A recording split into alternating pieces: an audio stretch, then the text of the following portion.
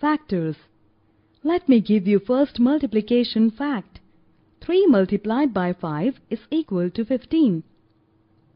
We can also use this fact in other way, as we can say that 3 and 5 are the factors of 15.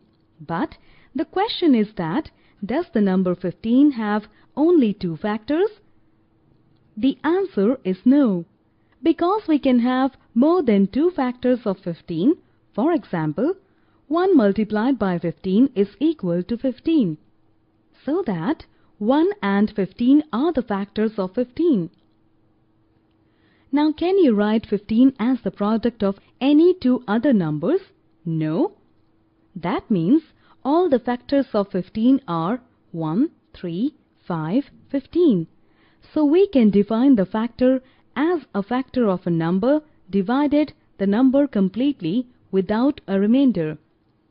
From this, let us see some factors facts. Now look at the smallest factor of 15, that is 1. So this brings us the first fact, that is 1 is a factor of every number. Now look at the greatest factor of 15, that is 15.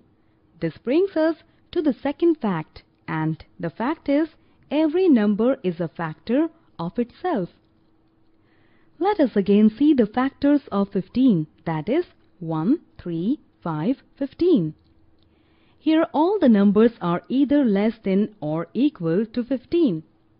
This is nothing but the third fact. That is, all the factors of a number are less than or equal to that number.